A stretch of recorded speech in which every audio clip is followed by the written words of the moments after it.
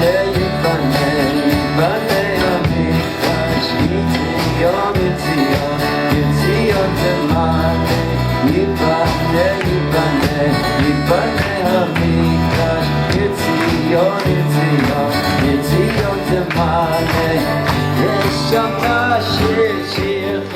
good to see you. And hi everybody, it's good to see you again. Baruch Hashem, people are coming back in person. The hopeful aftermath of Corona, although you can never tell. And again, our shir is sponsored today for a Refuah Shelema for Chaya Shifra bat Galila, Galila Yocheved bat Devorah and Yitzchak ben Sarra. May all of them have a Refuah Shelema. B'toch Shar Cholei Yisrael. We very much appreciate their support. And once again, sadly, Aliyot Neshamot for Binyamin Yisroel ben Shlomo. If you remember, he was the young man that we were praying for a year and a half. Tragically, he did pass away a few weeks ago. And our heart goes out to his parents who have been so generous in their sponsorship of Torah. And may this sponsorship elevate his neshama to higher and higher levels in Gan Eden. We are, of course, in the 3 weeks, we are approaching Rosh Chodesh Av, the 9th of Av. And although I will be talking about the Parsha, but I also want to connect it to the 3 weeks where we prepare to mourn the Chorban Beis HaMikdash. And let me start off with really 3 unrelated observations, all of which are made by Reb Tzadik of Lublin. The great Hasidic Rebbe, Reb Tzadik of Lublin, one of the great and deepest, most profound thinkers, has quite a lot about the 3 weeks, and out of all that he says, I'm going to take out 3 short observations. One I actually mentioned last week.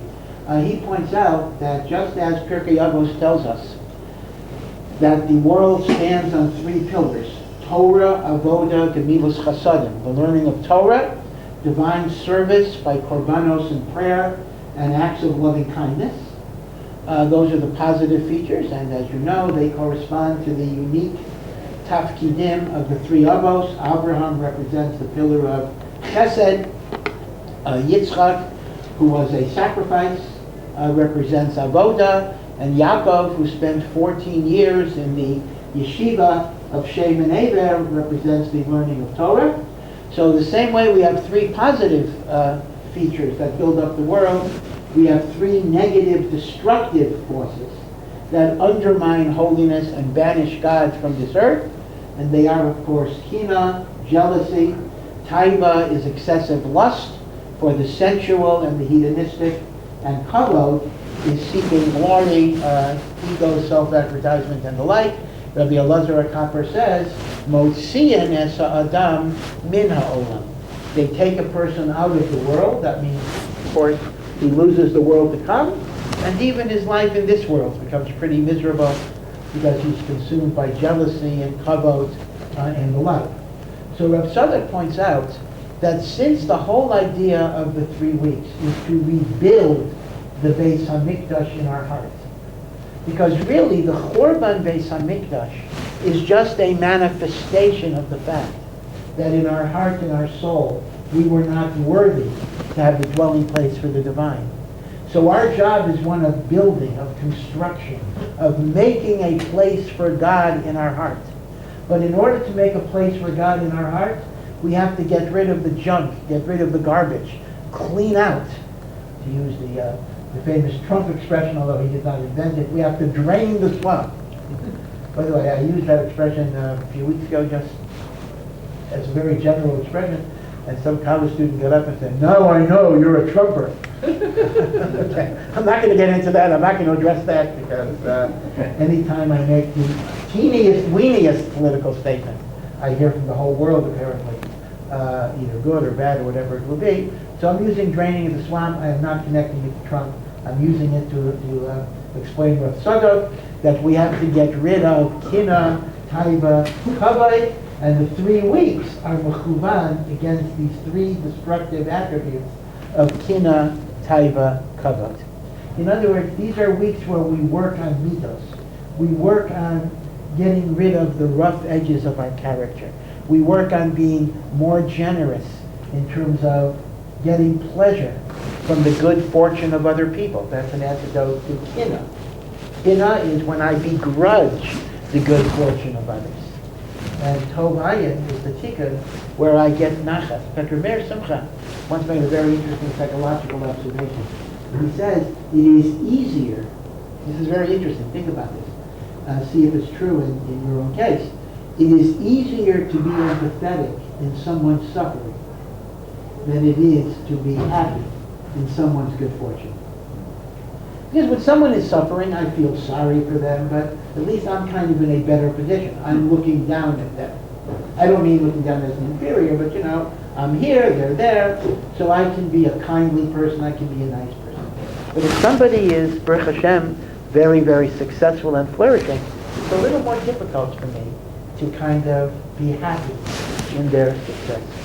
And I still remember, this is something I remember after many, many years already. When my son was in the second grade, now he's in his mid-30s, so in school, there's like a Shabbos Abba in Ema, right? That Friday they make a Shabbos Daddy. And he came home one day, Friday afternoon, and he was so excited because he said his friend Mayor won the award for being best Shabbos Abba or something, and he was so happy. And I was thinking to myself, I didn't say it, just, what are you so happy about? You didn't get the award. And then I realized it was such a beautiful thing that for his friend to get this honor was just as good as if he got it. He was just so happy that his friend got the honor. And that's kind of the tikkun, that's the opposite of the midah of jealousy. Okay? And we work on being less involved in the material and, of course, being less concerned for kavod. If I could quote, we're going to get in even bigger trouble here, if I can quote Ronald Reagan, again, I am not Badavke conservative person. Really controversial. I know. But he once said, there is no end to the good that can be accomplished if we don't care who gets credit for it. Mm. So much good you can do in the world if you're not fighting as to who gets the recognition. It's a wonderful thing. So that's Rav Tzadok's first observation, that the 3 weeks are about kina, taiva, kavod. Then he makes another observation. And the other observation is that, if you look at the Jewish calendar, Shiva Sarra B'Tammuz is always the same day as the 9th of Av. Obviously, same day of the week, because it's 3 weeks. And it happens to be that it's the same day of the week as the first day of Pesach, a few months before. So if the first day of Pesach is Moshe Shabbos Sunday, that will be Shiva Sarra B'Tammuz, which of course was Sunday, and that will be the 9th of Av, which will also be Sunday. Okay, this is not a case, by the way. This is not the case where Tisha B'Av's on Shabbos and you do the fast on Sunday. This is Tisha B'Av is actually on Sunday. Halachically, again, maybe next week we'll give a share on it. Halachically, it's so fascinating because there are two Shabbos scenarios. One is where the 9th of Av is Sunday, and the other is where the 9th of Av is Shabbos, and it gets pushed off to Sunday. And halachically, they're actually treated in different ways. But this year, it's not a nidcha, so to speak. Tisha B'Av is Moshe Shabbos Sunday. So Rav Tzadok wants to say the following. We know when it comes to Pesach, we have 4 terms of redemption that are used. Right? That's why we have 4 cups of wine, because there are 4 stages of redemption. Both Seisi, I took you out, being salty, I saved you, Begalti, or I will save you, I will redeem you, I will take you unto me for a nation. Keneged, the 4 terms of redemption, we have 4 cups of wine. Right? We talked about that back in the book of Shemos. Rav Tzadok wants to say that the 3 weeks followed by Tisha B'Av correspond to the 4 terms of redemption in reverse. Because if the 4 Lashonot of Galila represent progressive steps of closeness to God, the 3 weeks and the 9th of Av represent movement in the opposite direction.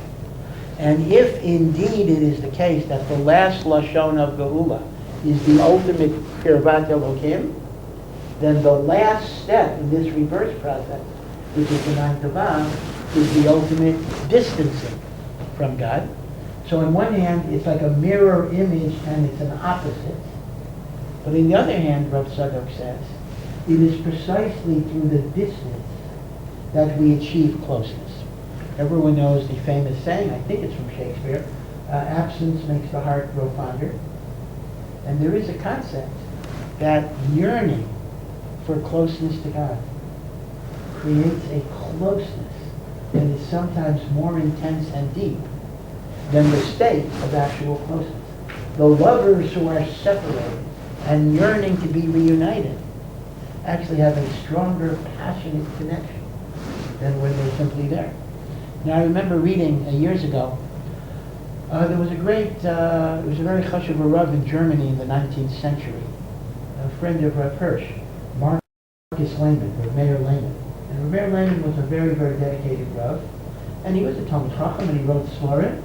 But in addition, in order to speak to the youth of the time, he actually wrote novels. He wrote novels with a Jewish religious context. So kids could have fiction, teenagers could have fiction to read, and they could be introduced to Torah ideas through that medium of fiction. So to this very day, the novels or the stories of Marcus Lehman are actually a very good source of reading for religious teenagers and the like. So he has a fictional biography of Rabbi Akiva, in which he incorporates many midrashim and gemaras, but it's a fiction. So at some point he has a vignette about Rabbi Akiva's future wife, Rachel. And I still remember this because it's kind of anachronistic, in which the girls are deciding what they want to do Sunday afternoon. Apparently they wasn't allowed to do it in the house. So one of them said, why don't we walk over to the Beis HaMikdash and watch the Korbanos? Interesting, people could use it. And the other girl said, nah, they always do the same thing there. Let's go to the mall instead. I wasn't aware. I guess the Romans had malls. I guess they had malls of the like. Which means, the cardo, let's go to the cardo and see what's going on. Which means, even when you have a Beis HaMikdash, you can take it for granted. When you yearn, when you don't have something. So Rav Tzadok points out that although the 3 weeks on Tisha B'Av is the opposite of the 4 Lashonot of the Ulah, it is also a way of getting close to God by yearning. In fact, the great Rav Hutner, when Rav Hutner made Aliyah in the 1970s, I don't know if you remember this historically, we just celebrated, commemorated the raid on Entebbe. That was the era when there were a lot of hijackings of planes and the like. And in one very famous hijacking, Rav Hutner, Galila was actually one of the passengers. Baruch Hashem, the whole plane was eventually released. This was not a Entebbe, this was something else, a different hijacking. But when Rav Hutner made Aliyah, somebody asked him, is there anything you miss about Chutz La'aretz? And he said, yeah. The one thing I miss about Chutz La'aretz is the yearning to come to Israel. It's an interesting thought, because when you're in Chutz La'aretz and you want to come to Eretz Israel, you're yearning, you're dreaming, you're waiting for the moment you'll be able to come. You can almost taste the land being connected to the Kedusha. And you think about it day and night, and you're waiting. Once you come here, so never, you get involved in some of the harassment of everyday life. And we don't always feel the privilege and the zechus and the honor of being in Eretz Israel. Meaning sometimes the closeness of absence can be very, very powerful. So therefore, these are times of closeness through awareness of distance. And that's why Rav Tzadok correlates the 3 weeks Tisha B'Av to the 4 Lashonot of Geula. Externally, they are the opposite process, but spiritually, it is a mechanism of redemption by giving us a sense of distance and separation. Okay, that is the second observation Rav Tzadok makes. The third observation, which will actually be the main thing I'm going to talk about, is that if you look at the 3 Haftarahs, we have 3 Haftarahs before Tisha B'Av that are called the Haftarahs of Paranias, the Haftarahs of tragedy, of catastrophe. Remember, they'll be followed by 7 Haftarahs of comfort that take us all the way to Rosh Hashanah, But before the Haftarahs of comfort, which is after the ninth of Av, Shabbos Tachanot, we have the three Haftarahs of perennials. So Tzadik says, let's just look at the first words of each of the three Haftarahs. The first Haftarah that we actually read last week is chapter 1 of Sefer Yirmiyahu. And chapter 1 says, Devorah and Yitzchak, the words of Yirmiyahu. The Haftarah this week is chapter 2 of Yirmiyahu. Yirmiyahu is, of course, the prophet of the Korban. And it's Shimu Devorah Hashem, hear the words of Hashem.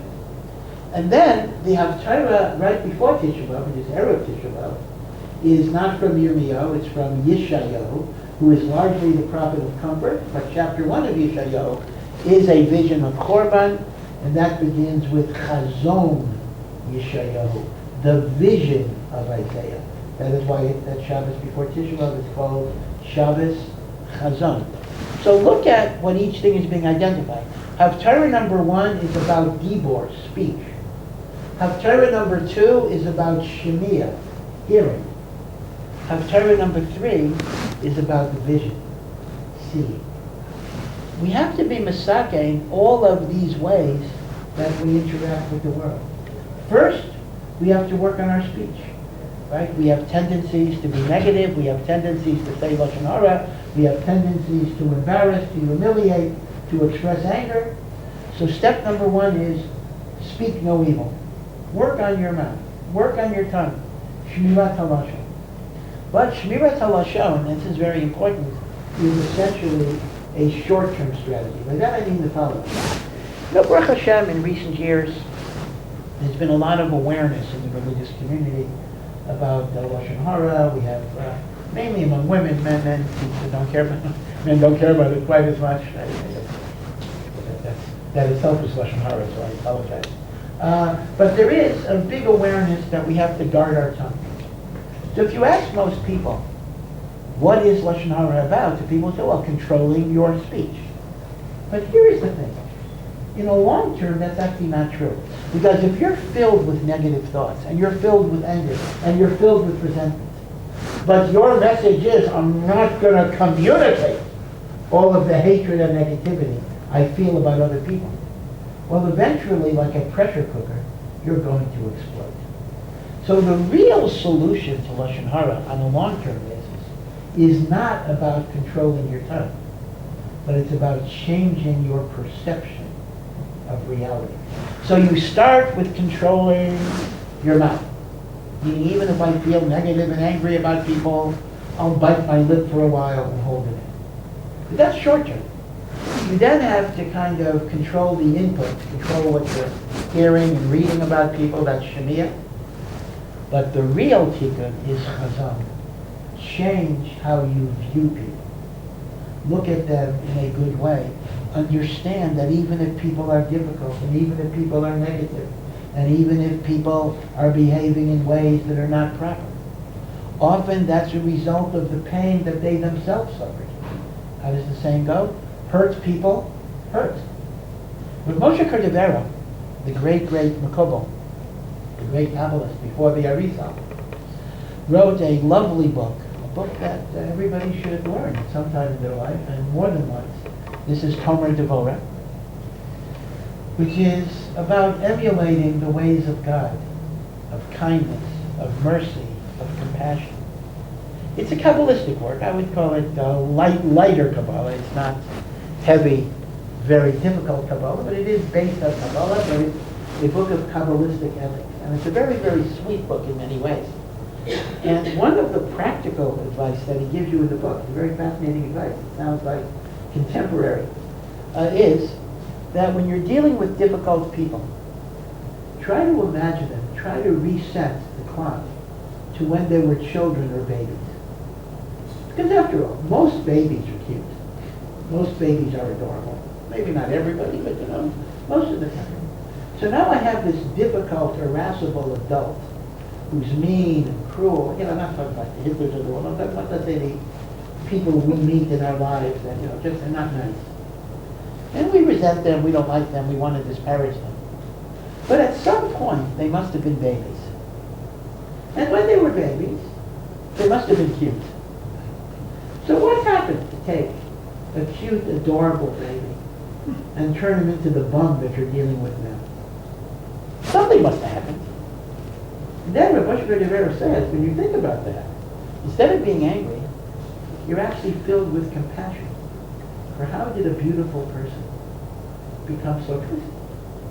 It doesn't mean you ignore that they might be twisted, but it's a different perspective. People are products of hurts, of abuses, of difficulties in their lives. And then you can look at them in a very different way, and you don't want to disparage them anymore.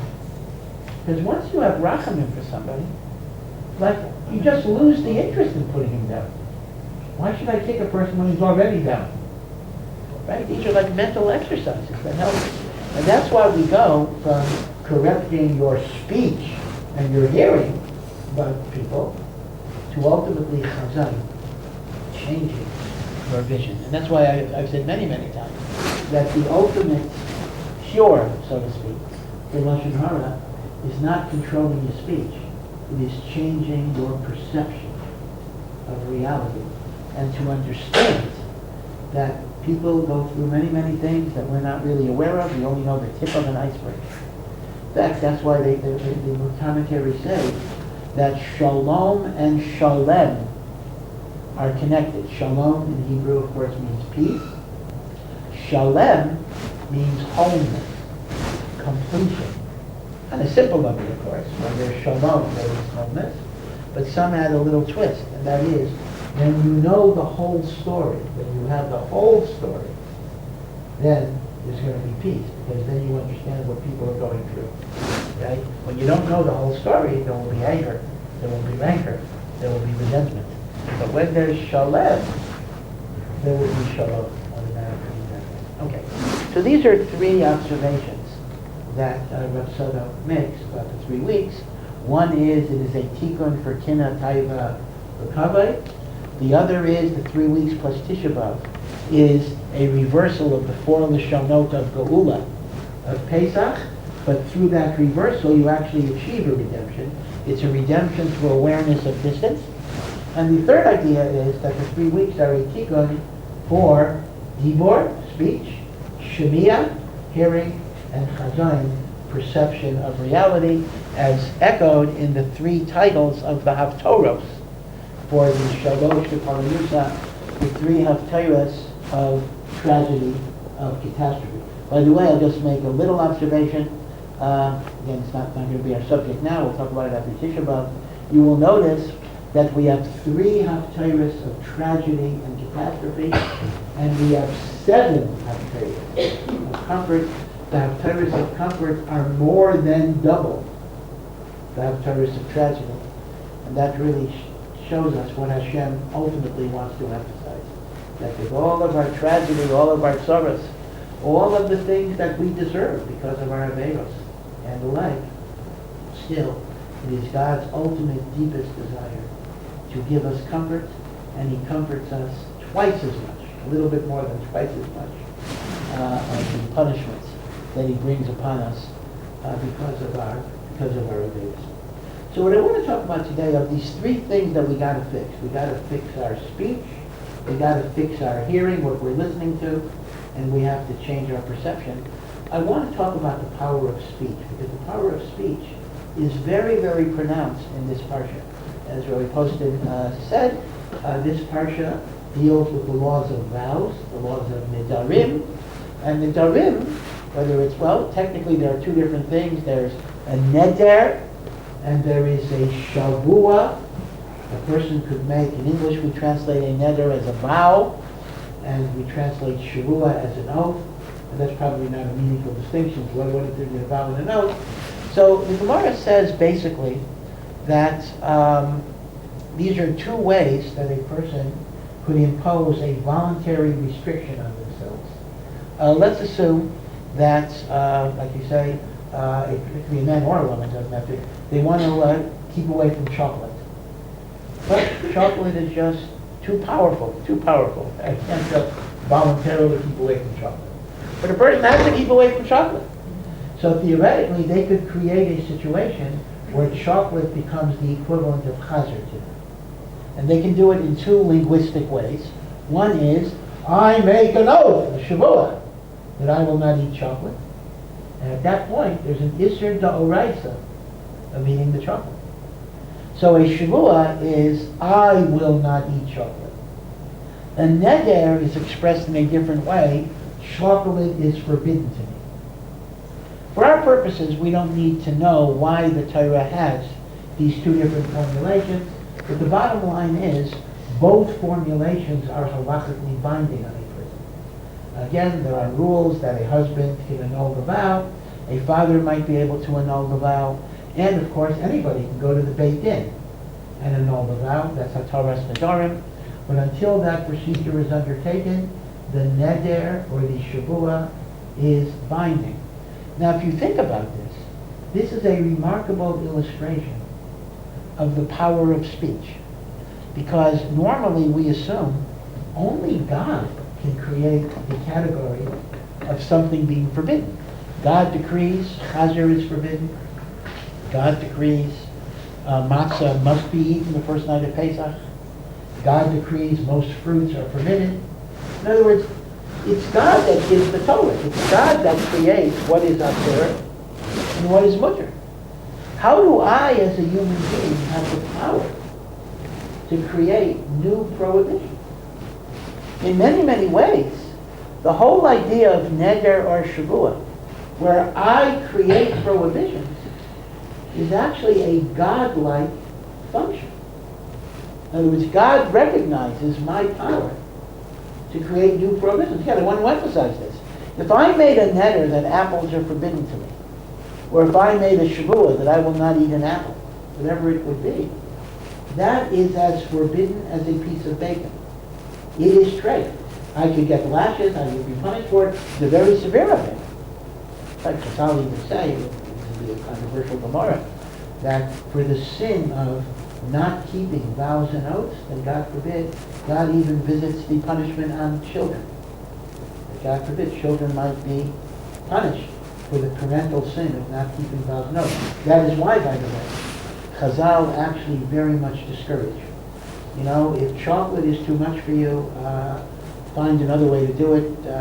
Get yourself a coach or a buddy. Don't make a vow or an oath.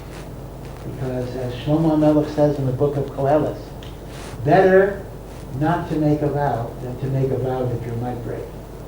Okay, so we very much discourage vows and oaths. But if a person made them, they're binding. So in many, many ways, Nidarim exemplifies the idea, Nidarim and Shavuos exemplify the idea that speech is very powerful. Speech creates realities. Speech creates the situation. Now, of course, in a more general sense, there is a very famous verse in Proverbs, Hamaves v'hachayim biyad halashon. Death and life are in the tongue. The tongue creates death and life. The Medrash illustrates this with a humorous story. The Medrash illustrates that all the limbs were once debating among themselves who's the most important part of the body. The heart, the brain, the hands, the feet, they all said, without me you can't do anything. So finally the tongue says, I'm the most important of all. So people laughed, not people, the limbs, I don't know how they're talking about it, the limbs laughed at the tongue. They said, you don't even have a backbone, you don't have a bone in your body, so to speak. You're just, you lie down. What can you do? You're ineffectual, you don't do anything at all. So the tongue said, I'll show you that I'm the most powerful. Now, apparently this person that had all of these limbs was a servant to the king. And the king asked for some milk, and the servant said, I'll bring you the milk of a dog, which is a very disrespectful thing to say. So the king was so shocked at this chutzpah, the king said, off with his head, kill this man. He has such effrontery. So now all the limbs were telling the tongue, what did you do? You're going to get us killed. The tongue said, yeah, I could get you killed, and I'll get you out of it. And the tongue started explaining, when I said dog in my native language, dog means hero, dog means great person. I'm sorry I reverted to my old language, but the word in your language that's dog is really the highest term. And the king said, oh, now I understand, of course. And the king canceled it. So the tongue says to the other limbs, you see, I can get you killed, and I can get you saved. And certainly that's very, very true. What a person says can get him killed. What a person says can get him saved. Right? You can actually try this by going into certain neighborhoods and saying certain things. You get killed, certain things you get saved. But in a more general sense, when Shlomo HaMelech talks about death and life in the hands of the tongue, death and life doesn't just mean physically killing somebody. Your words can kill somebody. You could break somebody's spirit. You humiliate them. You take away their desire to live. You take away their sense that they're valued human beings. Our words can break people. And our words can build people up. Give them encouragement. Give them strength. Give them hope. Give them courage. Give them a sense that they matter to somebody. Think about this. Death and life are in the hands of the tongue. Our words can give people life. And our words can destroy them. And that creates a certain responsibility. But how we use our words. How we use our words. Try to use words to build up. Certainly, if you're a parent, obviously, this is what you need to do with your kids. That doesn't mean no discipline. Of course there has to be discipline. Of course there has to be structure. A parent that does not discipline is not showing love to the child. They're showing indifference. So I'm not advocating, a discipline-free family. But ultimately, our words need to be words of encouragement, words of validation, building people up. That's the way we relate to our kids. That's the way we relate to our spouses. If you're a teacher, that's the way you relate to your students. And really, that's the way we should relate to our friends and everybody we come in contact with. Use our speech to build up and not to destroy. Because speech is like nuclear energy. Nuclear energy has numerous beneficial uses. And nuclear energy can also create an atom bomb that can destroy the world. Words are very much the same thing. So that's one thing to think about. The power of speech as an instrument of good, and the power of speech as something that can be very, very destructive. The old saying that our parents might have told us, sticks and stones may break my bones, but names will never hurt me, is actually not true. It really is not true. In many ways, it may be the opposite. Sticks and stones may break your bones, but the bones heal. The bones usually heal. Obviously there are extreme accidents, but the typical childhood accident, the bones are going to heal. But some of the hurt, some of the pain that we get from hurtful words may never go away. And it's very, very scary. I think I mentioned this a few months ago. I remember hearing an interview with Richard Nixon. And Richard Nixon went through quite a lot in his life. The country went along with him too on a lot of the rides. Now, again, in many ways, Nixon was a good president for Israel. Again. I don't know why I'm getting myself in politics tonight. Got to pull that. Okay. But the one thing I want to point out is, tonight, yeah. So I mentioned Avi Weiss last week, who's a big liberal Democrat. In other words, if you follow me over weeks, I think I'm evenly balanced. But tonight is Republican, you're right. Apologize. But the thing I remember about Richard Nixon's interview was that, here's a guy who went through a scandal. He resigned the presidency.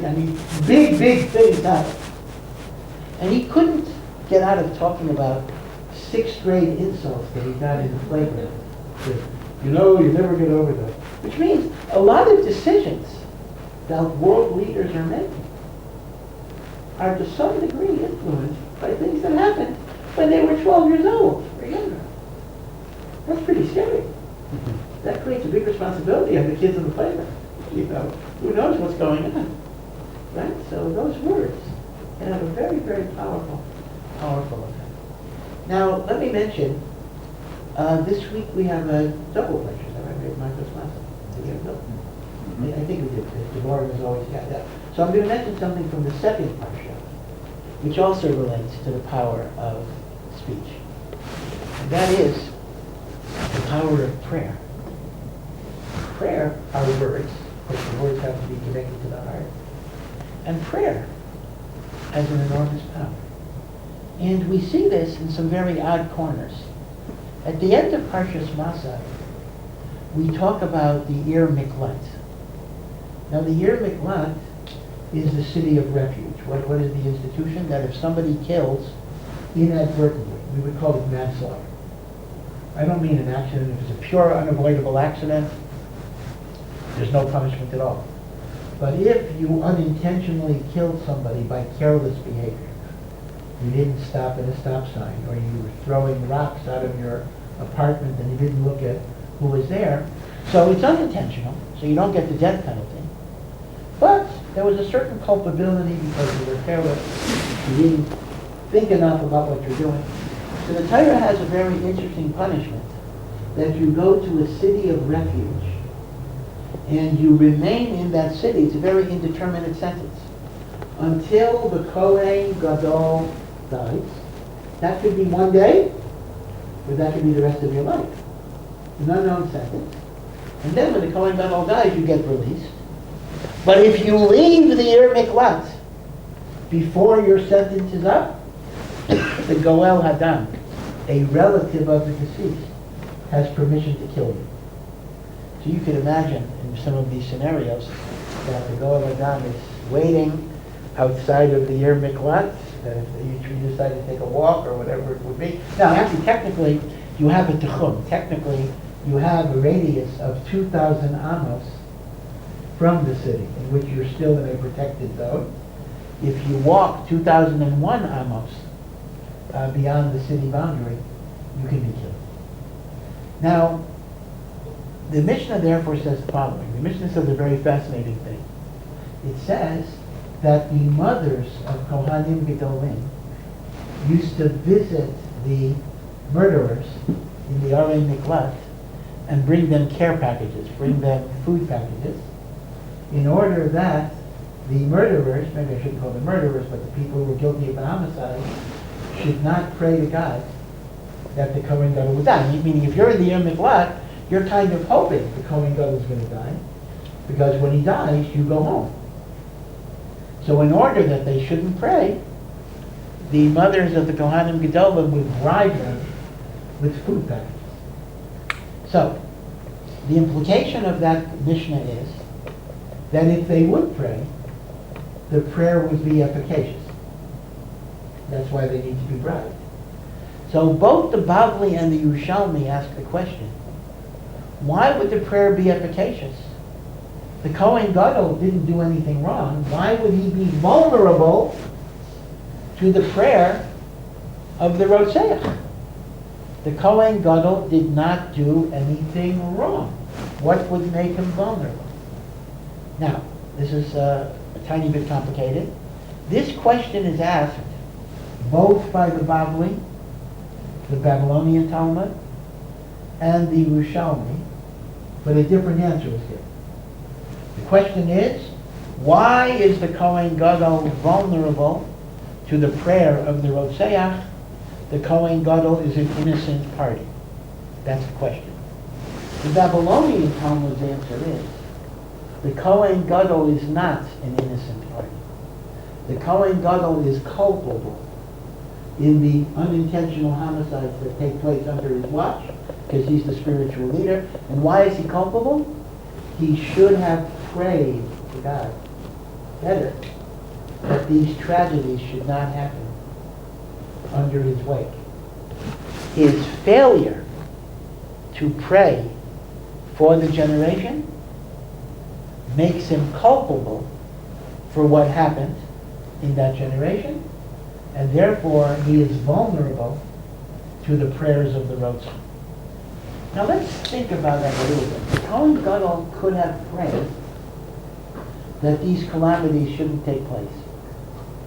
Now let's think about that for a moment. Chazal say, Hakol b'dei shamayim, everything is in the hands of heaven, except the decision to serve God.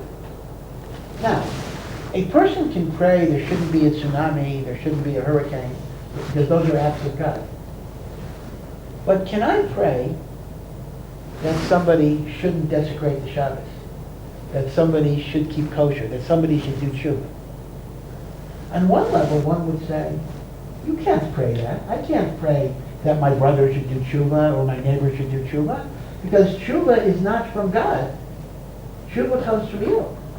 And that's hakol b'yedei shamayim chutz miyiras shamayim. Everything is in the hands of heaven, except the decision to fear God. Now, given the fact that in order for a rotseach to go to the Mir Miklah, the rotseach must have decided to be careless and indifferent, not to look at the red light, not to look around, not to stop at the stop sign, and therefore his chiyuv of galus is a result of his carelessness and callousness and indifference.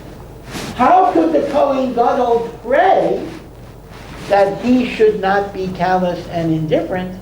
Would that not be an interference with free will? Right? And yet, the Bavli takes the position that the Kohen Gadol could have stopped this by prayer. So there are two possible answers to this. The Chazon Ish actually says from here, a very amazing thing, that the power of prayer is so great that it can overcome free will. I can pray that a person should do tshuva. I can pray that a person should be righteous. I can pray that they should be more careful in their behavior. Because even though, as a general rule, these decisions are made by free will, tefillah can overcome even free will. And indeed, the Chazon Ish brings a raya from a very famous Gemara that I know you know, and maybe you're thinking of. That is, if you remember, Rabbi Meir had enemies, and he wanted to pray that his enemies should get destroyed. And his wife, Gloria, said, instead of praying that they should be destroyed, you should pray that they should repent and become righteous.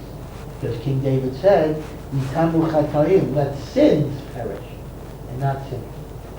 But wait a second. I can pray that somebody does tshuva? That's not up to God, that's up to them. The Chazon Ish says, you see from that Gemara, that indeed, tefillah can even override the fundamental principle of free will. Now, not everybody agrees with this teaching. This is a very controversial teaching. Some say you cannot directly pray that somebody does tshuva, but you can pray that God put into their life inspirational experiences which will be conducive to leading them to tshuva. In other words, that's a different thing. In other words, I can't, according to, if you're cholek on the Chazon Ish, I cannot pray that God should make somebody do tshuva. That's a contradiction to free will. But I can pray, God, please, let them meet people, let them have experiences that will inspire them. And that's what Devorah means as well. Now with the Kohen Gadol, we have the same issue. According to the Chazon Ish, the Kohen Gadol could have prayed that God will make the guy more careful. That's how the Chazon Ish would learn. If you don't accept the Chazon Ish, you would say the following. God is not going to change a person's carelessness or recklessness, but God could protect the victim from being in his proximity. In other words, instead of changing the guy, God says, yeah, that guy's going to go through a red light. God is not going to control that, but God can determine if the victim is going to be right. But either way, what you see from the Bavli is the Kohen Gadol has culpability because he could have prayed to avert the tragedy. That's the Bavli. The Talmud Yerushalmi asks the same question. And the same question is, why is the Kohen Gadol vulnerable to the prayers of the Rotzim? He didn't do anything wrong. So the Bavli's answer is, he did something wrong. The Yerushalmi's answer is, maybe this is even more serious, that the power of tefillah is so great that if it is given with true kavanah, it can even hurt an undeserving, a person who doesn't deserve a negative consequence, meaning it can even work against the innocent. Now this is very hard for us to understand, but according to this, sincere prayer, belev shalem, will be accepted even from an unworthy person with a nefarious scheme in mind. If it's sincere. In fact, that's why they say that the care packages may not have stopped the murderers from praying. They would still pray. They would no longer be praying with the 100% devotion that they would have, and that's enough to take it away. This actually has some relevance with respect to Arabs and terrorists and the like. Even the prayer of a Rasha, if it is belev shalem, may have a certain color. It's a very difficult idea. It's an idea of a dark spiritual energy, and that's why indeed the Bnei Yishmael is the most dangerous of all of our enemies. Because the Bnei Esav come with physical force. Bnei Yishmael comes with a certain koach of prayer. And if that prayer is belev shalem, it can have some efficacy in the world. This is what the Yerushalmi says. And that is why ultimately we defeat Bnei Yishmael primarily by spiritual means. We need an army, we need the police, very surely. But the truth of the matter is, if you think about it, Bnei Yishmael cannot be defeated solely by physical means. Because it's very simple. It's one thing to say we'll fight an army and we'll stop an army.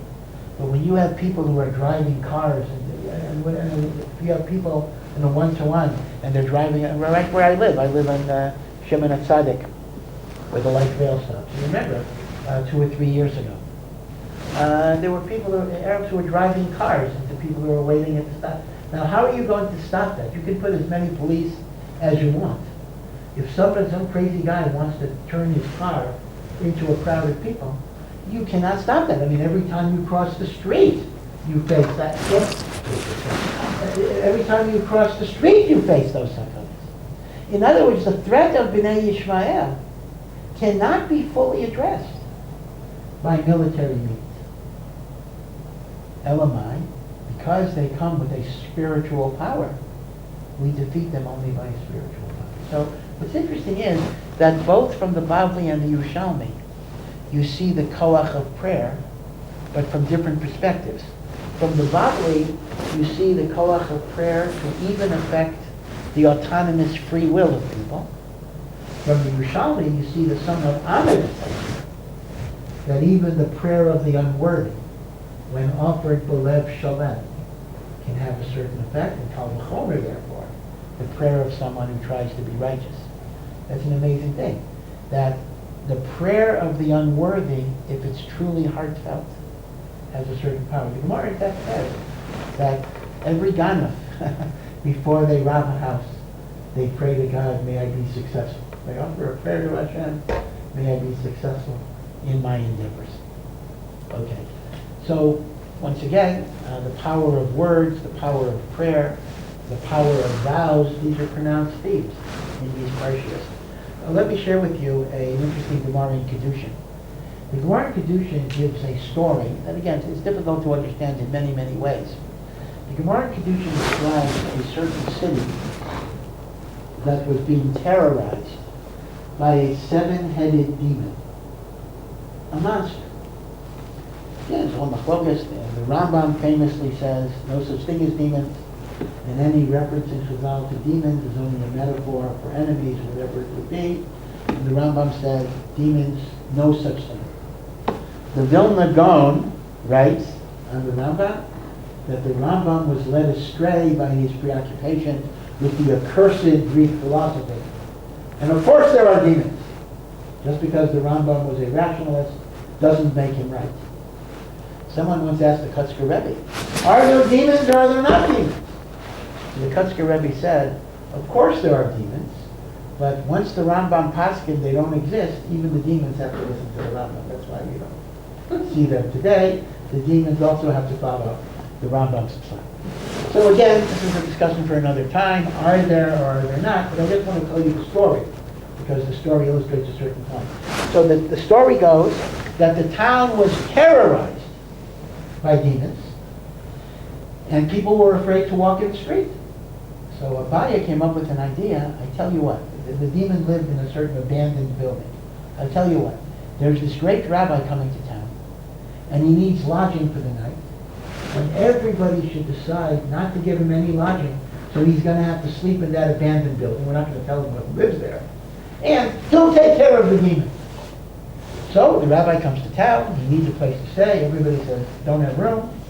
So the rabbi figures the only place he could stay is this abandoned building, not knowing there's this demon.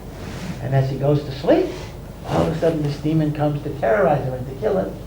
And the rabbi utters one tefillah and one head gets severed. And the other tefillah, the other head gets severed. And the 7 heads get severed. And he kills the demon. The next morning he goes over to Abaye and says, how could you put me in this danger? I could have been killed there.